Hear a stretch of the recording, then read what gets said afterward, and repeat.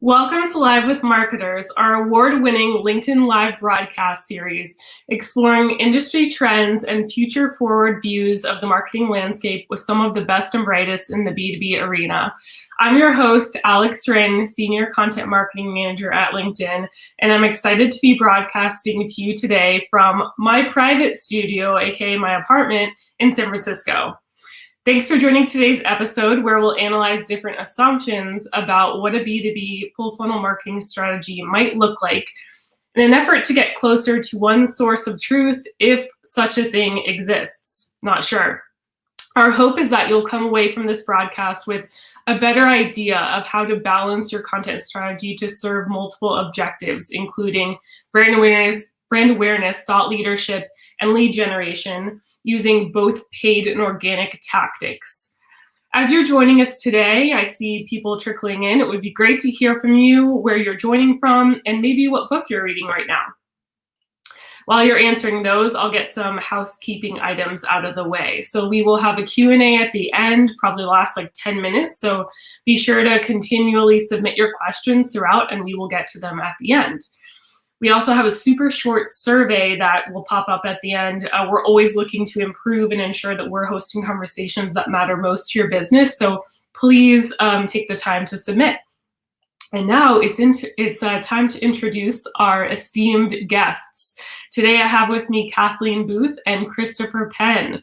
Would love both of you to introduce yourselves, tell us what company you work for, a little bit about what you do, and as is tradition here at LinkedIn, something that is not on your LinkedIn profile.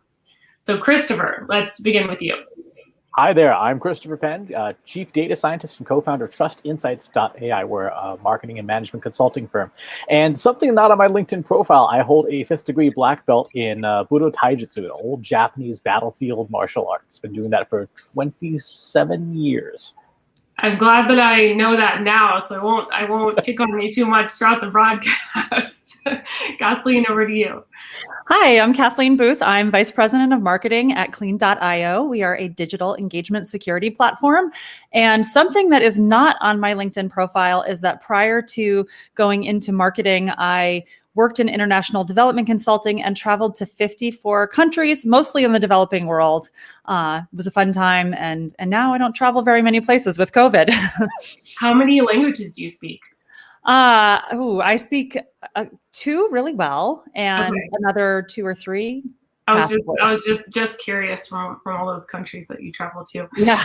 But the key is to always be able to say thank you in every language. Yeah, please, thank you. And where's the restroom?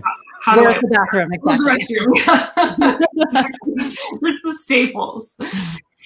All right, so thanks again, both of you, for being here. You both bring a wealth of experience, so I'm excited to have you both here today to share those perspectives. Now, we often talk about how the buyer's journey has grown more complex over the past decade and how it's always ever evolving.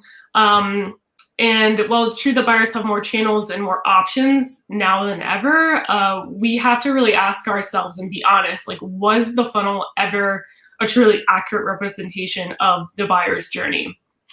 Or did we just not have all the data in the past to see all the twists and turns previously? So with more data in hand, it's really time for marketers to take on some of the pertinent myths that go along with the old school funnel.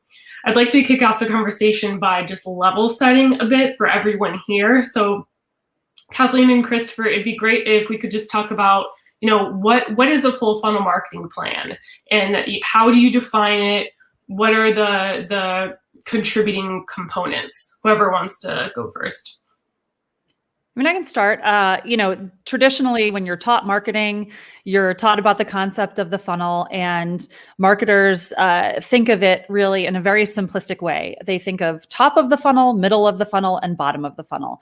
Top of the funnel being when somebody is sort of at an awareness stage, middle of the funnel when they're at what we call the consideration stage, when they're trying to decide what solution to go with, and bottom of the funnel when they're at a decision stage. And we even are guilty, I think, of shortening those 3 stage names to tofu, mofu, and bofu. Right. Marketers love their acronyms. So that's kind of the traditional rubric of the full funnel, is that you want to be tailoring your marketing to all 3 stages. Now, as to whether that's the right way to do it, I think that's another part of the conversation. Definitely. And it misses the second half, really. When we talk about the customer experience these days, you do absolutely have awareness, consideration, experience, purchase, and that matters a lot. But on the other half, you have ownership, you have loyalty and evangelism. And we marketers miss that, even though what do we always say in B2B marketing? What's the best source of leads? Referrals, right? Everybody's always like, we need referrals. But yet we don't ever take into account the second half of the customer journey, which is what gets us those referrals. People have to like our stuff. Exactly. Yeah, and so some of the main objectives that I see within the traditional funnel would be lead generation, always super top of mind for B2B marketers, but also thought leadership and brand awareness to fill the top of the funnel, because without that brand aspect, you can't fill the demand lower part of the funnel. So we want to kick it back to the audience and just ask everyone today, in this poll, what objective is your organization most focused on? So is it A, brand awareness, B, lead generation, C, thought leadership, or D, all the above? We'll give you a couple of seconds to answer. And while they're doing so, do we have any grand predictions? I mean, it's B2B marketers. They're going to say leads. Yeah, I have a feeling that Christopher's right on that one. Yeah, well, yes, everyone wants leads, although I think that we can all agree that thought leadership and brand awareness campaigns are also very important. While people are doing this, I have a very quick question. Kathleen, I'd love to hear your perspective on this. How do you define thought leadership? Ooh, putting me on the spot. I think it's about having an opinion, having a position, and having expertise, and being willing to share that in a way that is honest and authentic and fearless.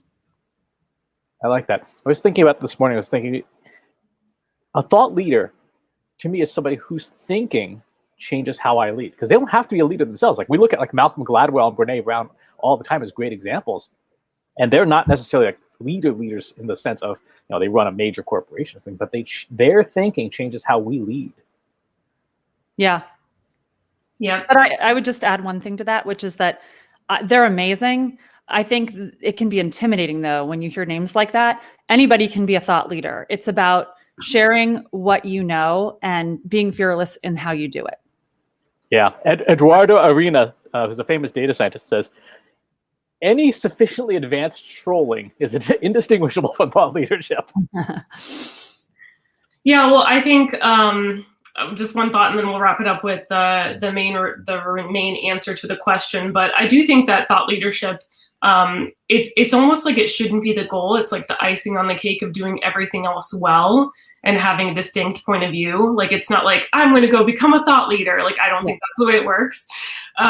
So anyway, the most of marketers who replied to our poll said all the above, which is amazing because we're going to talk about all the above today in the broadcast, followed by lead gen, then brand awareness, then thought leadership, which does not surprise me. I think thought leadership is still like we were talking about, something that can have a lot of different definitions, and it's kind of unclear of how to go about building thought leadership in an authentic way. So let's talk about what it means to have a healthy balance of all of the objectives that we just discussed. And Kathleen, I'd like to ask you what your thoughts are first. Yeah, so I think a lot of marketers are trained to be business marketers. We're trained to think about lead gen first, and that really misses an opportunity because it's very company and marketer centric. When I look out at the universe of companies today, at businesses that are really raising the bar and breaking new ground on what it means to have an amazing marketing strategy that incorporates all the things we just talked about, I actually look at companies that are thinking more like media companies. And there are a couple of great examples of this that have recently been in the news. HubSpot acquired The Hustle. Andreessen Horowitz, the venture capital firm, just announced that they're launching a media brand. Indie Hackers was acquired by Stripe. So you're seeing this trend of big, traditionally B2B companies, SaaS companies, other firms acquiring media properties and or building them. And this data from Parsley and WordPress VIP, I think, is really interesting. So in fact, this is another example in and of itself. WordPress VIP is the enterprise hosting platform of WordPress. The parent company of WordPress is Automatic. Automatic just acquired Parsley. Parsley is a content analytics platform that historically was really built for and used by publishers. And they combined their data as part of this merger, this acquisition that they went through. And it's really interesting to see here in terms of the new customers that they're signing per year. If you look back at 2018, only 34% of the new customers on those two platforms were marketers. Fast forward to 2020, and 62% of the customers are marketers. And these are two products that are really geared more towards enterprise level content production, media company approaches to content production and management. And you see marketers are more and more thinking like media brands. And what I mean when I say that is, it's not just about scale of content. It's about thinking of your content as the product and really investing in the quality of it. And if you think of your content as the product, you will naturally build an incredibly loyal following. And in fact, that's what media companies do. They build a following, and amongst that following, they build a habit where their followers come back, whether it's daily, weekly, what have you, but they come back for the quality of the content. And the most successful media brands actually have no problem selling products. And you see this with brands like Gwyneth Paltrow's Goop, or, to mention some that probably everyone would know, Chip and Joanna Gaines's Magnolia company. These are media brands, and they keep introducing new products into the mix. And every time they do, those products sell like wildfire because they have a built-in super loyal audience that's just waiting to gobble up whatever those media brands put in front of them. And so to me, that's the really progressive way of looking at things. Yeah, I love that point about content as the product. I kind of want to get that like woven on a pillow or framed somewhere in my office. I really like that because what you're saying essentially is that like good content equals loyalty, and you should focus on solutions rather than products, and the solutions are found in your content. So that's exactly right. I love that. Christopher? When you think about the customer journey and you think about all those different stages we were talking about, when you talk about a healthy balance, you really have to be looking at that each stage of the customer journey and the KPIs in each of them. A KPI, by the way, is a number for which you get a bonus. If you don't hit the number, you get fired. And you look at each of those stages and say, where are we weakest, right? From awareness to consideration, evaluation, purchase, ownership, loyalty, and evangelism. Where are you weakest as a company? That's a healthy balance means you are trying to mitigate your weaknesses all through your customer experience and trying to improve the areas that are already strong. And when we talk about the funnel really is an operations mindset, right? It's a good thing because you can't do it all, right? Everyone has to do their job. And so we have to map the funnel operations, your marketing operations, to your customer experience and figure out, okay, we're terrible at ownership. Like if people hate us and our things broke constantly and nobody loves our service, great, let's fix that. While continuing to invest in things like, yes, let's be a media company so we can get that awareness. But again, if your product is terrible and people hate you, all of the brand building you're doing is going to be undermined by that total failure that you have at the ownership side. So really that healthy balance means having your customer experience be consistent and solid the whole way through. Yeah. And just to add one quick thing to that, the funnel is a marketer-centric construct. It is a nice rubric for marketers to use to organize their thoughts and their strategies and their tech stack. When in reality, the customer journey is customer-centric. It's whatever that customer needs it to be. So at the end of the day, if you're optimizing your marketing and you're solving for the customer, whether that be through the quality of your product, through the content you create, through the messages you deliver, as long as your focus remains on solving for the customer, then it really doesn't matter if it's a funnel, if it's a tornado, if it's a flywheel. You can come up with any name for it. The bottom line is you need to be customer centric. Yeah, I love that. That's such a good point.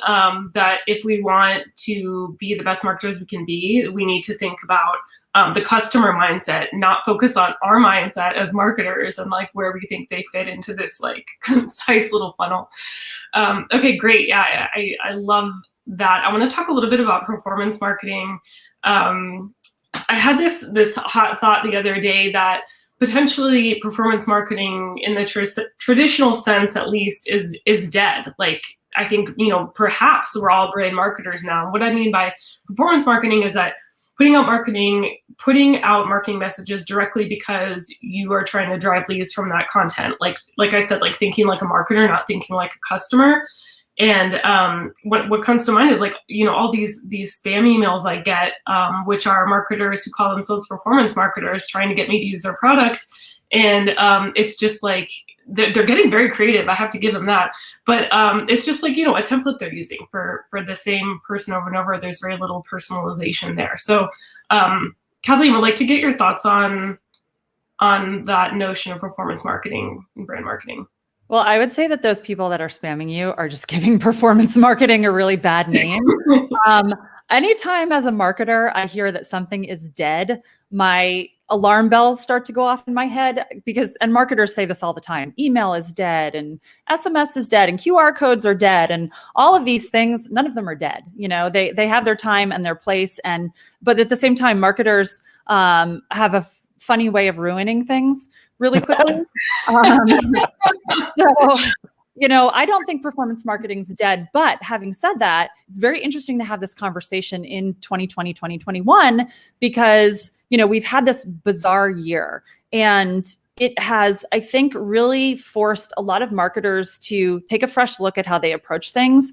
And what's been fascinating is the importance of brand has really bubbled up to the surface as being critical. And part of that is because in uncertain times, people crave certainty, they crave consistency, and they crave things that they can trust and they understand. And those are all values that I think are what it means to have a great brand. People trust you, they're loyal to you.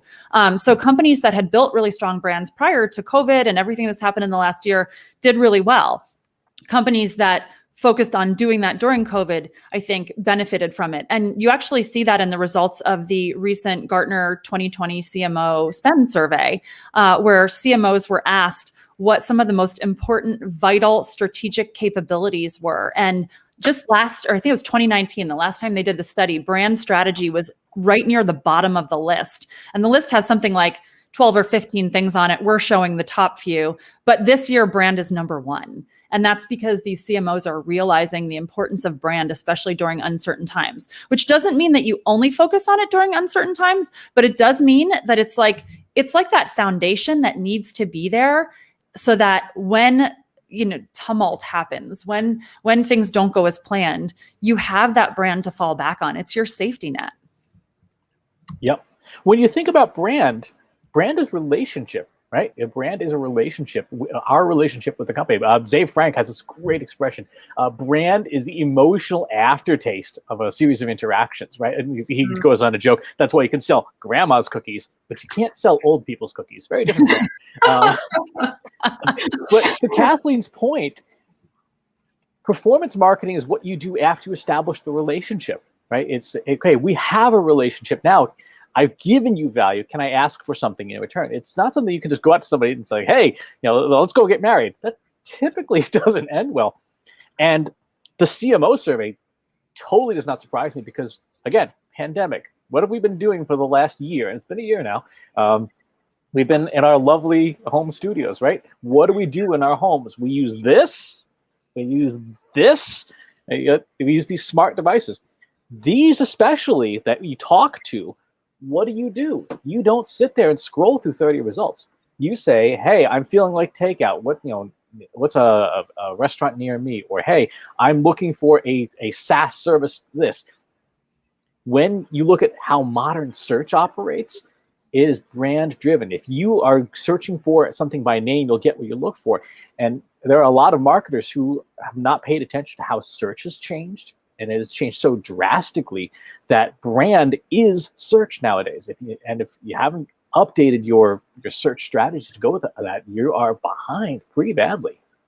And I would, to go back to your original question, Alex, the interesting thing is that brand is really important, as we talked about, but where the disconnect happens, and I think this is what's fueling the problem that you're seeing with this perceived spammy performance marketing, is that if you look at that same Gartner survey, the actual metrics that CMOs and marketing departments are using to measure success don't have anything to do with brand. Typically, they're still very much focused on marketing qualified leads, sales qualified leads, conversion rates, and so when you have this disconnect between, hey, brand is important, but oh, by the way, your success is going to be measured on something else, it's no wonder that that's what comes up. Is we have these spammy approaches that are entirely focused on driving results against the metrics we're measuring, because as Christopher started out saying in the very beginning, a KPI is something that you either get bonused on or fired for. So of course they're going to focus on that. And because no one's willing to spend money on measuring brand. Brand measurement's expensive, right? You have to ask people, you have to talk to people. Looking at the number of MQLs in your marketing automation system's easy. But asking people, hey, what is your opinion of LinkedIn? How likely are you to buy from LinkedIn in the next 90 days? And collecting that data and analyzing it, that's expensive. It's time consuming, and people don't want to do it. Yeah, and for the people who don't know what the actual what KPI really stands for, it's key performance indicator. Just making sure that we level set there. And in regards to measurement, it takes a while to measure brand awareness campaigns. It just does. Most marketers are measuring too quickly anyway, regardless of what the objective of the campaign is, because I feel like most marketers are feeling the pressure to show results quickly, so they measure within the first month that a campaign is live, without giving it enough time to breathe. And then we know that the sales cycles aren't happening that quickly. It's more like 3 to 6 months. So the whole measuring system is we could have a whole nother episode on that, really. Oh, yes. But let's talk about, I want to move into talking about specific tactics. So I mentioned in the beginning of the show, organic and paid efforts and having a mix of both. Can we talk a little bit about, I get a lot of questions, so I'd like to see if we could talk about what the sweet spot is in between, and how does a marketer know what to put paid behind versus organic? And is there some kind of implication that if content is just organic, then it's less valuable? I think you've got a false choice there. It's not organic or paid. It's organic and paid together, and they reinforce each other. Last month when we were doing a large campaign for an auto brand, we saw them dump millions of dollars into paid content, and no surprise, all their organic measurements went up too, substantially, double, triple digit increases, because at the end of the day, kind of what we're talking about with brand and what Kathleen was saying about customers, it's people, right? You're trying to get people in the door to do something, and once they've done the thing that you've attracted them to, they go elsewhere, including within your company and your content. So the sweet spot is less about one or the other, and more about, do you have good attribution modeling in place so that you can determine what's really working, right? Whether it's channels, whether it's the content types you're working with. Your attribution modeling should say, these are the things that have attracted people. These are the things that have moved people, through the customer experience or through whatever process you want to describe it as. And these are the things that help to nudge people towards making a decision. And if you're using modern good analytics these days and you have some of those capabilities, you can know the answer at each of those stages and say, okay, this is what's working. This is what we should do more of. Yeah, Christopher hit the nail on the head when he said it's an and, not an or. I was going to say it's a chicken and an egg situation, because I personally don't believe that you can really make paid work at least not over the long term, unless you have good organic as well. And the reason for that is that, and it goes right back to what we started with, a full funnel strategy. When you work with somebody, any kind of a paid media specialist, they're going to hopefully talk to you about having a full funnel paid media strategy. And that means, having assets that you can share, that you can put behind your paid campaign at the top, middle, and bottom of the funnel. Because in my experience, certainly across multiple companies, if you just have a paid campaign aimed at the bottom of the funnel, meaning convert for a demo, opt in for a free trial, set up a call with our sales team. If that's all your paid ads are promoting, you're not going to have a successful strategy. It isn't going to work. So you need other things to talk about at the top and the middle of the funnel to build the audience, to pull in the right people. And that means having great content. It comes back to what we started talking about right at the very beginning. So I don't think you can do paid without organic, but I also think organic can be slow. And paid is a great way of speeding up your organic results. So these two things definitely go hand in hand. In terms of what's the right balance, I think that's different for every company. And that goes right back to Christopher's point of you need to be measuring. And when you find something that works, you double down on it.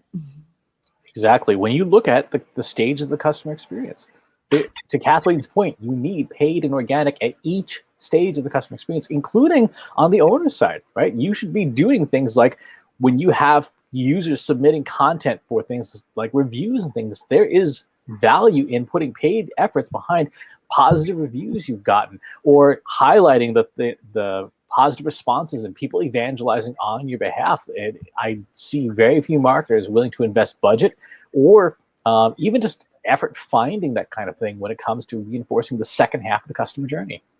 Yeah, and I also feel like organic content is really where you build that loyalty. It's where your customers or your prospects really, fall in love with you and fall in love with your brand. And although, putting paid behind something might speed up the process of finding leads, and organic is a little bit slower, then it kind of brings it back to that quality over quantity story of like, do you want to find like your tribe, like your community that really believes in your product, or do you want to spend a lot of money potentially getting leads that, drop into using your campaign for like a month and then decide that it's not for them or it's too difficult or what have you? Think about it like this. Where should you spend more of your time and effort? On the dating or the marriage? Right? where do you want to spend your time? Right. Or, yeah. Yeah. Or I always talk about it as it's like renting your house versus owning your house. Organic content is owning your house and building up equity that's going to stick with you for the long term. Paid is renting your house. As soon as you stop paying rent, you get evicted, or at least the eviction process starts, right? So it is a balance of both to me. Yeah, exactly. Let's talk a little bit about, I feel like we talked a little bit about how lead generation is typically number one for B2B marketers, and thought leadership and brand awareness we saw kind of trails behind in terms of what priorities are for the businesses, for the folks that are on this call today. And I think part of that is because it can seem a little bit more difficult to measure the ROI on thought leadership or brand awareness campaigns. Maybe it takes a little bit longer, as we said. Maybe marketers aren't feeling as confident in their metrics. So I just wanted to put out the question, like, how can we best measure the ROI on thought leadership and brand campaigns? So I would just start by sharing a couple of key statistics. And I actually think there's a great study that Edelman and LinkedIn did in 2019 called the Thought Leadership Impact Study. And it found that 70% of decision makers decide if an organization can actually deliver based on their thought leadership. 75% of people said thought leadership leads directly to them signing on the dotted line. And especially in B2B, they're more likely to pay more to work with companies that have demonstrated and clearly articulated their vision through their thought leadership. Of course, the content has to be good. It goes back to what we said earlier. So the data shows that thought leadership works, but to your point of how do we measure it, it's very interesting. There's a perception gap within organizations where, the surveys are telling us that 89% of decision makers consult thought leadership as part of their buying process, but only, I think it's like 59% of sellers and 51% of content producers really think thought leadership works. So there's a gap, and how you measure it, there's a couple of different ways. As I think Christopher mentioned in the very beginning, if you have a huge budget, there are all kinds of survey firms out there and audience research firms that you can hire at a pretty penny to go out and survey your audience at regular intervals. And you can see how your brand awareness and your thought leadership is affecting your marketing. But not everybody has those kinds of budgets. I am a startup marketer. I always have been. It's where my passion lies. I never have that kind of budget. So the way that you do this, the way that you measure ROI without having those sorts of big surveys, is you use a basic marketing technology stack. And you can start by looking at things like, what are the patterns with direct traffic to our site? How many people are typing our company name in and or our URL and coming to our website? What kind of earned media are we getting? So are we getting press mentions? How many shares or engagements are we getting on social media? And then ultimately, it of course comes down to pipeline. And if you have the tools in place, being able to measure marketing sourced pipeline, and if you can narrow it down even to organic sourced pipeline, like that's magical. But there are plenty of ways to measure it, even if you don't have a huge budget. To Kathleen's point, not everything in measurement has to be expensive, although it certainly does help. The easiest thing that very few companies are willing to spend the time doing is asking people, like, hey, how did you hear about us? What made you come in today? What made you want to pick up the phone and have this discussion or a demo? Even on people's web forms, I rarely see a "how did you hear about us" with an open text field. Hey, I'm guilty of it. That's not a field that I have on all of my forms, but it's the key to figuring out how are you influencing the people that you're trying to get them to do something. In terms of more complex measurement, if you have the technology, to Kathleen's point, have a good MarTech stack. If you have tools like for example, Google Analytics 4 or Adobe Omniture, you can see the pathing of every interaction that somebody has prior to a point of conversion. And then using, there's any number of machine learning technologies. You could use Markov chains, Shapley game values. You could use, even just a simply binary classification and say, what's the difference between somebody who converts and somebody who doesn't convert? Did they consume a white paper? Did they search for us by a brand? Did they go to a webinar? Did they read an article in the New York Times? If the data is there, you can model it, you can understand it, and you can start extracting out that information. And again, those are things, to Kathleen's point, that doesn't cost you money, right? That's data you're already collecting. You've just got to get in there, pull it out, and start working with it. But the gold standard really still is ask people. And that there are too many marketers who've gotten too lazy or hesitant with saying, "Hey, how'd you hear about us?" When you're on that call and you pick up the phone, say, "Well, have you ever heard of us before today? Like, what made you come in?" "Oh, I saw this, great LinkedIn Live, and I saw you speak on it." "Oh, okay, cool. Glad that was part of the mix." Yeah, I think you're making an assumption that millennials pick up the phone and talk to each other. that would have to be the first thing to work in order for that. We don't want to talk to people. In fact, if someone calls me, instead of texting first, tell me what they're going to talk about, it throws me for a loop. It's not just millennials. I have RoboKiller on my phone, and I screen every call if it's not. I love RoboKiller, and I'm not a millennial. Which voice do you have for your RoboKiller? I have to ask. I'm not telling. You got to call it to find out. Christopher, you talked a little bit earlier about, you asked Kathleen what her definition of an influencer is, or what her definition of thought leadership is. And when we were talking earlier, you identified 3 types of influencers. And a lot of people are saying that like influencer marketing, it's always been a trend, but it's becoming now more important than ever. When done well, I think it can be really powerful. I mean, your campaign isn't gonna blow up just because you hire a celebrity to talk about it. I think B2B marketers are a little bit, or B2C marketers, all marketers are a little bit more savvy than that these days to know. But what do you think about influencer marketing? Is it that big? Is it that important? And what are the 3 types of influencers that you identified? So we've been talking a lot about thought leadership, and I think that's really important because that's one of the archetypes of influencers. When we think of an influencer, typically we're thinking of like a celebrity or something. It's a human being where you stick a credit card in them and like ads come out, and that's fine. There is a human type like that. That's sort of a broadcaster model. but that's, especially when we're talking B2B, that's not necessarily what we're looking for. So there's two more types. One is that thought leader type, sort of the expert.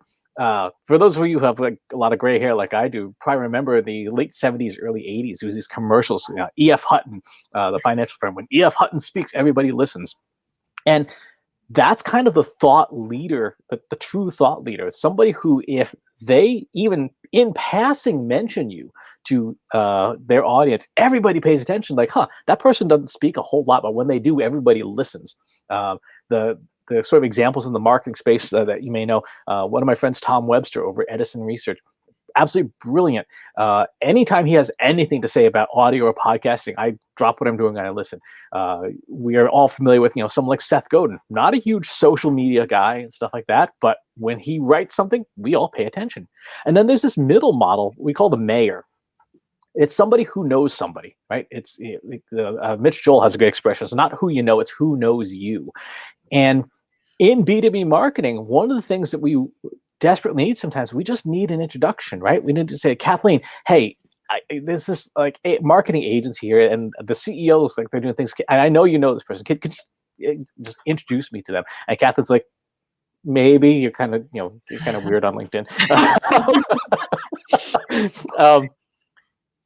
But we have to map our influencer work and our thought leadership work to our goals, right? So if we're trying to get loud noise, great, get a Kardashian, right? If we're trying to get a respect from an audience and transference of trust, look for that thought leader. And then if we're trying to get an intro, look for that mayor. And we have to be very clear about our goals and where we're trying to apply this influencer marketing. Again, in that customer journey, where do we need the help? Yep, exactly. I want to quickly mention that I've been running the show for over 3 years, and I was hoping that we'd never get a mention of the Kardashians. So you just ruined that for me, Christopher. But your point is well received. Kathleen, did you have any thoughts? I see some questions coming in on the feed around like, is influencer marketing overrated? Do you have any quick thoughts on that?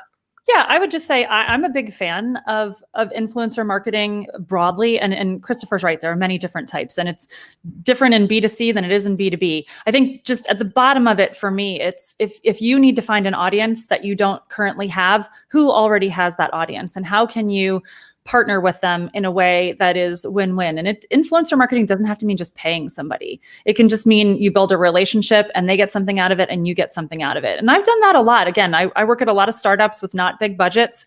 And so I'm always about co-marketing, which, who's got that audience I'm going after, and how can I partner with them to create content, to do an event? What is the rising tide that lifts all boats? And I think if we loosen our definition of influencer marketing up to encompass these other things and not just a very transactional thing where you're paying somebody to post on Instagram, to me, that's where the real value lies, is outside of that traditional definition. Now, terrifyingly, we just did a study of 2.5 million posts on Instagram for brands and influencers, and influencers have about 4x the engagement and efficacy of brands. So it's to Alex's point, it's not going anywhere. Yeah. All right, I want to move into a very fun and new segment, which is our myth-busting quick fire. And essentially, I'm going to make some statements about B2B full funnel marketing, and Kathleen or Chris are going to tell me whether it's true or not. Spoiler alert, most of these are false. But I do want to know what Christopher and Kathleen have to say about why they're false and what kind of data we can provide to back those up. So first statement is for Kathleen, and it is: social media is mainly top of the funnel. Social media doesn't sell. False. And there's a lot of data behind this one. 78% of salespeople who engage in social selling outsell their peers who don't do it. 75% of B2B buyers use social media to make a purchasing decision. Also, so this is just social selling, and it could be for considered sales, large sales, et cetera.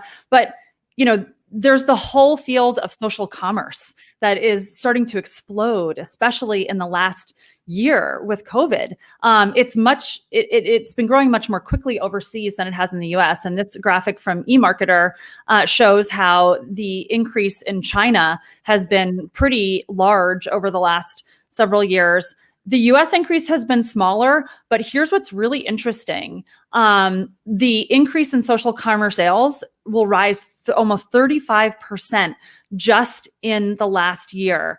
So while that doesn't look like a lot of growth, it is increasing rapidly. And in fact, eMarketer revised its estimates so that instead of thinking that social commerce was going to grow by almost 20% this year, they're now saying it's going to grow by almost 40%. So COVID has dramatically sped up something that was already happening. So not only is there social commerce where people are buying directly online from shoppable posts, shoppable videos, et cetera, but there's also, social selling on the B2B side. So it's happening on all fronts. Absolutely. Thank you. I agree with your statements. Next statement is for Christopher, and it is that blogging is content fluff. What? No, it's not. Okay, whoever came up with that needs to. I need to. I'm just trying to ruffle some feathers, okay? Look, blogging, just good old-fashioned blogging delivers like 13x on a soft and hard dollar investment in terms of ROI. But more than anything, go into your attribution analysis. Look at your top channel drivers. For something like 80-ish% of organizations, organic search is going to be your number one source of traffic that converts, right? Where does that traffic come from? What is attracting it to? It ain't your homepage, and it certainly isn't your list of features and benefits. It's from all the content that you've put out.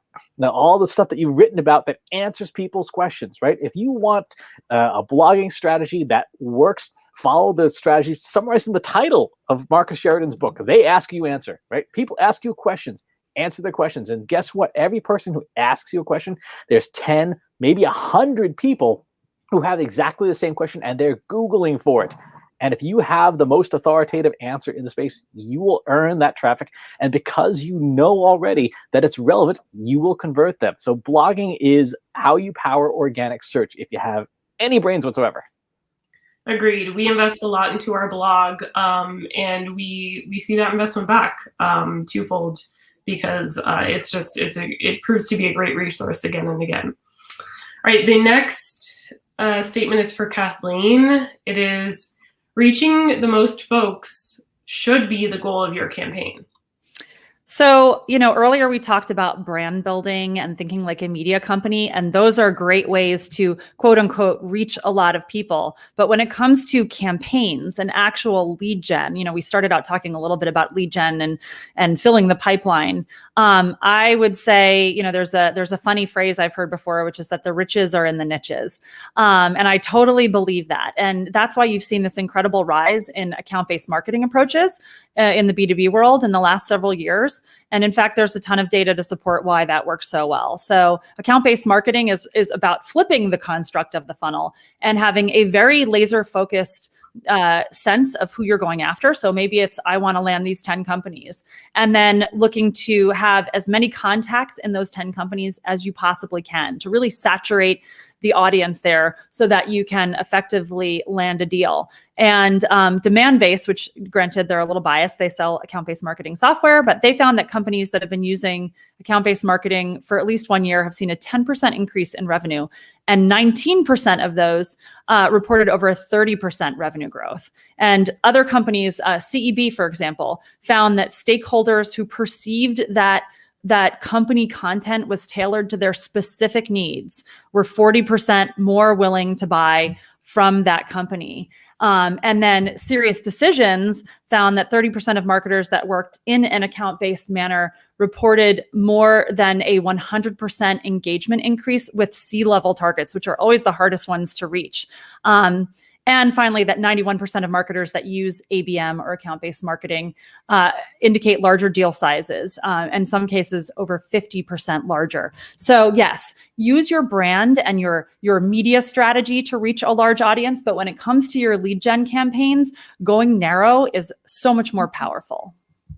Agreed. Personalization is everything. Again, like thinking of yourself as the one person that you're marketing to. You feel a lot more inclined to go with the brand who resonates more with you and takes the time into putting together an ABM strategy. All right, the next statement is for Christopher. B2B selling is nothing like B2C. Here's the thing. At the end of the day, we're still selling to humans, right? Whether it's B2B, B2C, I can't think of very many situations where you're selling to something that's not human. What we're really talking about there is we're talking about the difference between a transactional or simple sale versus a complex sale. There's tons of things in B2C that look like complex sales. A mortgage, a college education, what car you're going to buy, right? These are the things that typically require multiple stakeholders. They're high-risk transactions. They require a lot of consideration. There are plenty of things in B2B that are swipe the credit card and go, right? If you ever worked with like Stripe or PayPal, or you tried to buy some ads on LinkedIn in the self-serve ad marketplace, you don't talk to a human, right? There's no interaction with anybody. Just swipe the credit card and go. And so for marketers, think about how complex is your sale. What's the level of risk involved? How many stakeholders are there involved in purchase? And then figure out what processes you need in place to move a sale along. Simple sales, there's a lot of focus on things like UI and UX and making the sale frictionless. Amazon is most famous for this. Like Amazon is trying to make it so that you can buy things accidentally, right? You sneeze in the direction of your smart assistant, and a creative sports drink shows up. Whereas if you have a complex sale, how do you build those relationships? Because those relationships are what powers the sale, right? If you have a favorite real estate broker, right? They've spent years building a relationship with you. Got that, every calendar they've sent you for the last 7 years is like, taped to your fridge. That's a complex sale. So think about whether you're B2B or B2C, how complex is the sale? How high is the level of risk, and how many stakeholders do you have involved? Exactly.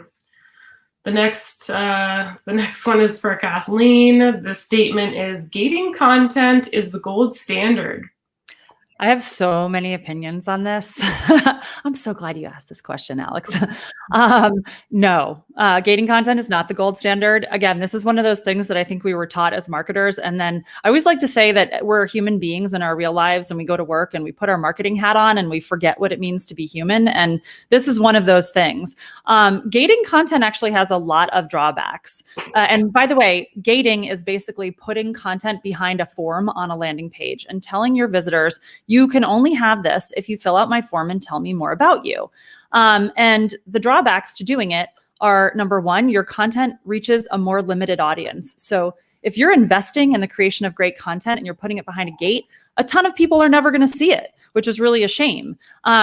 Many times you don't get the search engine optimization benefits of that content because it's not indexed by Google or whatever search engine somebody's using. And most importantly, I would just say your message isn't necessarily reaching your audience. I think I've stopped gating a ton of content in recent years, and it's because I'm seeing fewer people convert. And there are a couple of reasons for that. Number one is content quality. So you have to be producing high quality content if you're going to gate it. And this is, again, some research that I came across where only 18% of the content that people see do they consider to be excellent or very good. 53% of it is looked at as good, but 30% is seen as really poor. And this is the problem with gated content, is that I think for too many years, marketers thought, I can create anything. I can slap an ebook behind a form, people will convert, and I've got their information. I'm done. Now I can start to email them. And so the content that marketers were putting behind forms wasn't good. And what happened was it was a little bit of the boy who cried wolf, and people stopped trusting that the content they would get from converting would be of value. And so they stopped converting because it wasn't worth them giving up their personal information, knowing that the expectation is probably that a salesperson will reach out to them if they fill out that form. People didn't want to do that. And so the conversion rates, in my experience, have gotten lower. So when does it make sense to gate? It makes sense to gate if your content is amazing, original. So the content that I do see gated that I think is worth gating is if you're doing very original research and you have data and statistics that nobody else has. And you can tease out enough to convince people that what they're going to get is worth it. Otherwise, I say put it all on the page, give it away, maybe put a little field on your page saying, hey, if you want a PDF version of this to be able to print out, just give us your email address and we'll mail it to you, or email it to you rather. I've done that a ton, and I've actually seen conversion rates increase. And there have been studies that have supported that. There's a company called Dynamic Yield that did a study on this, and they found that they actually got 62% more downloads when they ungated case studies, and 15% more downloads when they ungated guides. But the most powerful stat of all was that they got 13% more demo requests from people who actually downloaded their gated case studies using forms, which might seem to contradict what I just said, but it really doesn't. What it means is if your content is amazing and you put it behind a gate, the people who are going to be willing to convert are serious. The ones that are never going to convert are not. So that's why take a lot of your content, put it outside of a gate, demonstrate that what you're creating is really good so that when you do have something worth gating, you will have built up that authority, that loyalty, that trust, and people will be willing to fill out your form. I agree. I think that you should write a whole, perhaps manifesto on. I've written blogs on this in the past. Can you tell? Oh, that's amazing. Okay, we're nearing the end, so I just want to remind everyone to submit your questions so that we can get a chance to answer them for you at the end. Actually, this is the last myth-busting statement, and it's for Christopher. The statement is, marketing's job is done when we pass the lead over to sales. Marketing's job is never done. When you look at the customer experience, right? Go awareness, consideration, evaluation, purchase, ownership, loyalty, evangelism. When are we done? Our role is to build awareness, to build brand, to build demand, right? That's what our job is. When in that process do we stop doing those things, right? Even in things like ownership and loyalty and evangelism, that's building demand. That's building future demand. Our job is never done. And boy, do we have the gray hair to show for it. Yeah, I do anyway. I feel like you needed a mic in your hand so you could just drop it. Yeah, exactly. Yes, I agree with that.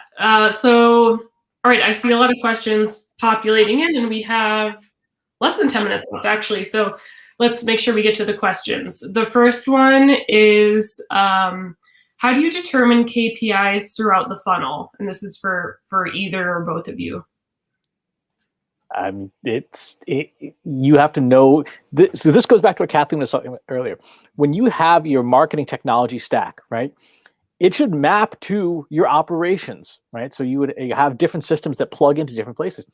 Well, how do you know what that system is responsible for? If you are looking at evaluation, there's a good chance you're looking at things like lead generation, right? So there's a pretty obvious KPI.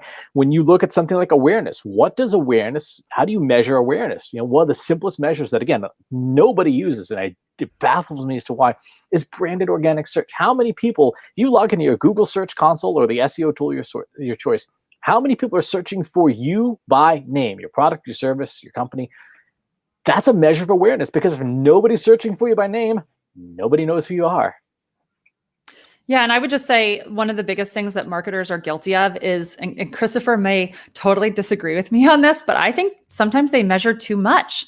Just because you can doesn't mean you should. Yes, take in all the data for sure. But when it comes to regular measurement, I would say focus on the things that relate most closely to the outcomes you're looking to achieve, which in almost every case as a marketer should have to do with sales, how you bring money into the company. But then also, in addition to that, because sometimes that's hard to measure if you have long sales cycles, think about what the most telling leading indicators are to those outcome-based measurements. There's a lot of vanity metrics out there in the marketing world. I still hear of people saying, how many likes do we have on our company page on Facebook? And every time it happens, I want to throw up in my mouth just a little bit. But so I would say pick just a few, focus on the ones that are most outcome-oriented, that have to do with, your success as a marketing team, and then those few other leading indicators that will help you understand ahead of time whether you're going off track. I'm going to give you a super nerdy rebuttal to that. You're right. Focus on a few. But there are techniques in machine learning and data science that will help you figure out of all the ones you have access to, because you're 100% right, collect all that data, and then use one of these techniques: principal component analysis, scalar vector decomposition, variable importance. And you can feed this into machines and say, hey, here's my outcome, sales. What things have a mathematical relationship to this at each stage? You digest that down with technology and say, yes, here is your KPI for this stage out of all the ones we found. And you're right. Sometimes things like likes, we're like, yeah, whatever. Sometimes they matter. We've had cases where, yeah, it actually does matter. It's a good indicator of brand strength for a certain type of company. It's awful. And you're like, why are people like this? Why is humanity like this? But sometimes that's the way it is. Yeah, I mean, I agree that vanity metrics are still valuable. In many cases, they're indicative of like what's gonna perform well if you put more time and effort behind it. So I don't necessarily think that that measuring vanity metrics is something to be embarrassed about. But this question is from Hillary. How do we get these stats that Kathleen is sharing? They're so great. I can share them with you, Alex, and if you want to share them with everybody else, we can do that. Yeah, for sure. What I think I'd like to do is actually, maybe you can write a blog post, a guest blog post for us, not to put you on the spot right now, but potentially, and you must write a blog post. And then that way you can share all the goodness, but that's just one strategy that we can work to get it from you. I know some of the other stats were from the partnership study that we did with Edelman around thought leadership. And the 2019 Edelman LinkedIn thought leadership study and the 2020 Gartner CMO spend survey. A lot of them came from that. A couple of them came from eMarketer. So certainly if you want to, roll up your sleeves and research, you can find them there, but I'm also happy to connect with Alex and see if there's another easier way to deliver it. Yeah, so that sounds great to me. We talked quite a bit about just starting at content and making sure that your content is high quality. There was a question around how do you define high quality content / how do you create it? Well, we could do a whole nother broadcast. We should. Yeah, I mean, I'm happy to start on that one. I'm sure Christopher has opinions. To me, high quality content means when you do a Google search on the topic about which you're writing content, your content needs to be better than everything else out there. And that can sound really intimidating, but it's true, because if it's not better, it's not going to rank and you're not going to get as much traffic, and you're not going to deliver the value. It goes back to what we said in the beginning about being customer centric. You want to deliver value. If somebody can get their answer through a simple Google search that doesn't involve you, then you're not, delivering value. You need to be additive. Exactly. The easy bench test, we call it the 3L test. When you're creating your content, whatever it is, if you didn't laugh, if you didn't love it so much that you were telling your significant other and they didn't ask you about it, and most importantly, you didn't learn something when you're putting it together, then it's probably not good content. The last one's really important, particularly in B2B. You are the subject matter expert, right? You know your business, your industry, your vertical, your customers. If you're putting together content and you didn't learn anything, your customers won't either. But if you found something that you didn't know about as you were putting together content, hey, you're the expert. If you didn't know it, your audience doesn't know it. So that's a really good test to see, like, is this quality or not? Yeah, in B2B, we do have that unique situation where we are the people that we're marketing to. So if you didn't have fun creating it or learn something creating it, then it's likely that people aren't going to have fun or learn anything from consuming it. And then just taking a step back on like what I think successful content marketing looks like, we've talked about this a bit, but essentially content marketing is just solving for pain points. So what are your customers and your prospects' pain points, and then putting that into a bunch of different type of content formats across your channels. So just because you publish an ebook that is 50 pages long, that's like your guide to all your products and services, and you publish it, that doesn't necessarily mean that everyone's seen it, or that your entire audience has the same content consumption preferences. So you might want to like pull out an infographic and do short videos and have a live broadcast about it. Like there's so many different ways for you to get your content out there. I think promotion is something that we also spend less time doing. We spend most of our time making content, not promoting it, which is probably should be the other way around. And just like that, we are at the top of the hour, so there are definitely some questions we didn't get to. I'd like to do a follow-up blog post of just myself, what I've learned during this session, and answering some of your additional questions, so please be on the lookout for that. But that is all the time we have for today. Thank you so much to our audience for tuning in and being so engaging throughout the entire broadcast. Really hope you learned something today to take back to your team and to your strategy. To keep up with the latest B2B trends and to find out more about where Kathleen got those stats, subscribe to the LinkedIn Marketing Solutions blog. And we'll also send a follow-up email sharing the recording and a couple of extra fun resources for you all, including a link to one of YouTube video of Christopher talking about attribution measurement. And of course, thank you to our guests, Christopher and Kathleen. Really appreciate you guys being here. Thanks for having us. And until next month, I'm Alex Rinn signing off from another episode of Live with Marketers. See you next time.